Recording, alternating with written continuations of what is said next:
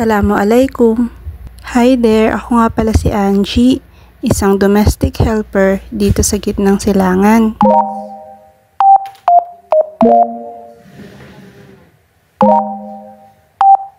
Good morning! Good morning daw kahit hindi naligo. Ito nga palang araw na to is Ramadan pa rin.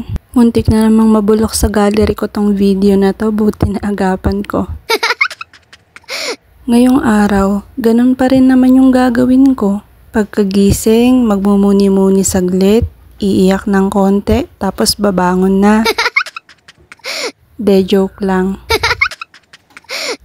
Paga ang mata at maraming iniisip yan kagabi. Pero tuloy ang laban, pasasaan ba't matatapos din to? Konting kembot na lang, gagraduate na ako. Konti na lang din, bibigay na. Pero dadaanan ko lang to. Ganun lang naman lagi. Walang permanente sa mundo, lahat temporary lang. Kaya kaysa magmukmok, ikikilos ko to. Pasasaan pa't matatapos din. Woo! May nag-PM nga pala sa akin. Nagtatanong kung magkano daw ba ang nagastos ko papunta dito sa Saudi Arabia. Shoutout sa'yo, Bessie. Woo! Bes, wala akong nagastos. Lahat yon sinagot ng agency. Mula sa pagkuha ko ng passport, medical, mga kinain ko sa accommodation at yung accommodation mismo, mga PDOS, OWA, pagbabayometric, pagkuha ko ng mga valid IDs, at lahat-lahat ng maiisipang mong gastusin papuntang Saudi Arabia ay libre ng agency. Kasi kasama po yun sa lahat-lahat ng binayaran ng magiging employer natin dito. Sa agent ko na nakapagpaalis sa akin noon, may pinaabot pa siyang 5,000 pesos galing daw sa agency nung paalis na kami papunta rito. Ang sabi niya ay pocket money daw galing sa agency. Naalala ko ang saya-saya ko noon. Kasi one day before nung flight namin, binigay sa amin yung cash. Buong 5,000 pesos. Tas ang ginawa ko agad, pina-Gcash ko sa mama ko yung 4,500. Nung nalaman ko na na-receive na nila, tumawag ako agad. Sabi ni mama, "O ano to Angie, hindi ka pa nakakapag-abroad, meron ka na agad padala." Ang sabi ko na lang ayun nga, cash assistance. Bali pocket money sana namin yon papuntang Saudi. Pero pinadala ko na lang sa pamilya ko para panggastos nila. Wala akong ginastos kahit piso papunta sa Saudi. Tapos bago ko umalis, meron na ako agad na ipadala. That was way back February 25, 2020. Nung unang flight ko papunta sa Saudi Arabia. Hindi ko lang alam ngayon kung meron pang mga ganong cash assistance. Pero laking tulong na nung hindi ako gumastos sa medical, mga training, pagkuha ng passport at iba't ibang gastusin sa paglalakad papuntang Saudi Arabia. At ito ang masisigurado ko sa'yo. Kung ikaw ay magbabalak magpunta ng Saudi as domestic helper, kahit first timer or ex-abroad, wala kang ilalabas na kahit piso. Or kung meron man, ire-refund o ire-reimburse yan ng employer or ng agency mo. Kahit direct hard pa yan or sa agency ka nagkaroon ng employer, wala ka dapat bayaran. At kung dumating man sa punto na singilin ka ng agency or ng agent mo, mag-isip-isip ka na. Marami ng agency ngayon ang nag-o-offer ng ganong services. Yung kailangan mo na lang maging physically at mentally prepared, tapos tutulungan ka na nilang makapunta dito sa Saudi Arabia as domestic helper. Kung matatapat ka naman sa mga agency na naniningil ng placement fee or processing fee, huwag ka magdalawang isip na magtanong or humanap pa ng ibang agency na legit at license ng POEA.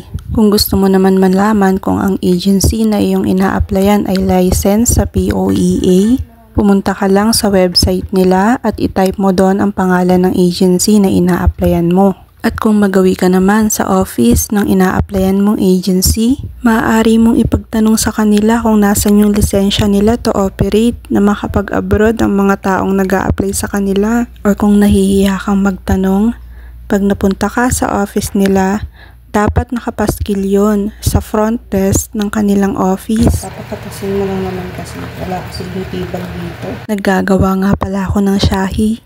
At yung ganyang tea nila is mostly nilalagay siya dito. Pag may bisita, dito namin nilalagay yung tea. Hindi na siya papakuluan kasi plastic ng ilalim. Kaya dapat kumukulo talaga yung tubig na nilalagay. Pag may bisita lang naman. Pero pag wala, nagre-rebeya lang sila ulit. Tapos, rebeya ba yung Rebecca? Rebeya talaga yun. Ilalagay lang sa thermos yung chai. Tapos pwede na nila dalhin sa labas o kaya inumin dito sa bahay. O, di ba kadaldalan? Bipolar ang putik. Ang topic ay tungkol sa kung magkano gagastusin papuntang Saudi Arabia. Tapos yung other half ko naman, Shahi yung iniisip. Kailan ba tayo magkakasundo, self?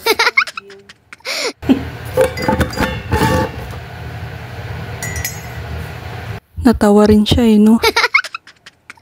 Kita nyo yung baso na yan. Pabaon yan sa akin dito ng poging anak ko. 3 piraso yan Nabasag na yung isa, tapos yung isa nasa akin, tapos yung isa naman ay na kay Kumari. Si Kumari na nandun sa isang video ko.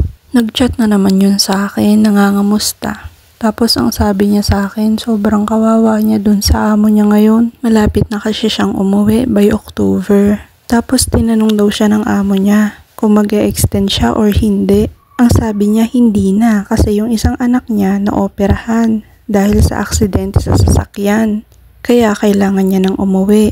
Ang sabi lang naman ng amo niya ay okay daw, walang problema. Pero pagtapos nila mag-usap, nagbago na daw yung pakikitungo ng madam.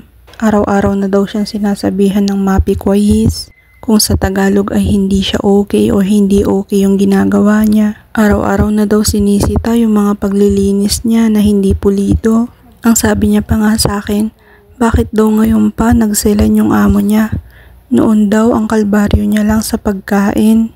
Kasi napakakuripot talaga ng mga yun. Ngayon, mula nung nagpaalam siya na hindi na siya mag-e-extend at uuwi na siya sa October, nagbago na yung ugali ng madam niya. Pero ganun pa rin ang pinapakain, kakapiranggot. Naging masailan daw. Gusto lahat malinis, gusto lahat pulido. Pero ang sabi naman sa akin ni Kumari, paano naman siya makakapagtrabaho ng pulido at malinis kung kakarampot lang ang pagkain binibigay sa kanya? Natama nga naman ang punto, kaya sabi ko kausapin niya ng personal yung madam niya ng maayos at mahinahon na paraan. Pero nanindigan si Kumari sa akin. Sabi niya, tulad ng ginagawa mo, Angie, mananahimik lang din ako. Magkaugali kasi kami nun kaya ka talaga siya kasundo. Na minsan kahit naaagrabyado na, pero dahil nakikisama kami at ayaw namin ng gulo, hindi na kami magsasalita. Ito nga pala yung Samsam water. Parang mga holy water nila yan dito. Kadalasan iniinom nila yan sa mga kwarto nila. Pinapaniwalaan nilang nakakagaling na may mga sakit. Woo! Kita niyo yung buwaka ng inang tsinelas na yan? Ibabalik na lang sa totoo niyang lagayan, hindi pa magawa. Napakaburara. Kala mo mga ahas, kung saan na lang naghubad, dun iiwan ng balat. Umakyat na nga pala ako kasi magsasampay ako ng mga nalabahan kong damit ng mga alaga kong lalaki. Woo! Ang dami ko palang tupiin ng araw na to. Ano bang pinaggagawa ko at ang dami kong natambak na trabaho. Mabalik tayo kay Kumari. Ang sabi niya sa akin ay hindi na daw siya makikipag-argue. At hahayaan niya na lang hanggang matapos ang kontrata niya. Sabi niya pa mabilis lang naman daw ang araw. Ay wait lang, auto ads ulit. Kadiri no. Charot. Ay ang nilabahan ko dyan is parang katsa sa atin. Diyan namin pinipiga yung mga tamar na pinapakuluan namin. Katulad doon sa isang video ko na sabi kong mga tamar na inipon namin sa buong taon. Woo! Dito naman is magpafaham tayo. Ang faham ay uling sa Tagalog. Magpapausok kasi ko sa buong bahay. Yang inangat ko na yan na nasa unahan na ngayon ng camera. Tinatawag namin yan ditong makbas. Lagayan siya ng faham or uling. Tapos bubudburan mo Nang buhor yung uling para mag-create ng usok. Pero yung mga buhor na yon is mababango. Kaya yung makikreate niyang usok sa buong bahay ay mabango. Ginagawa ko yan araw-araw pagtapos kong maglinis sa buong second floor. Para kapag gising nila, mabango at malinis ang buong bahay. Eto na talaga, mababalik na talaga tayo kay Kumari. Basta ang sinabi ko na lang sa kanya, magtiis na lang muna at palagi magdasal. Kasi tulad nga ng sinabi ko sa umpisa ng videong to, wala namang permanente sa mundo. Lahat magbabago at lilipas din. Tulad ng mga panandaliang saya na nararamdaman natin, yung mga hirap at problema ay panandalian lang din. Kaya tuloy lang. Ituloy-tuloy mo lang lahat ng nasimulan. Pasasaan pa't matatapos din.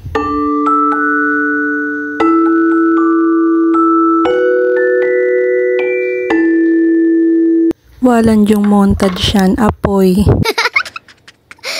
Wala todo na talaga yan. Hayaan nyo pagloobin. Pag malaya na ako sa pamilyang to at magagawa ko na yung mga gusto ko, manawa na lang siguro kayo sa mga imo-montage ko habang gumagana pa tong cellphone ko. Kasi 'di ba nga, lahat lumilipas, lahat magbabago. Pero kung makakapture ko yung moment na to, sa mga oras na to na ganito yung ginagawa ko, at balang araw ay mapapanood ko ulit yung sarili ko. Kung paano ko kinaya lahat despite sa lahat ng pagsubok na dinaanan ko. Siguro ang gandang balik tanaw nun. Yun na lang siguro muna sa ngayon. Laban lang tayo ha. Tuloy lang. At wag na wag kang susuko. Pasasaan pa't matatapos din lahat to at mapagtatagumpayan natin lahat ng pagsubok na daraan. Maasalama!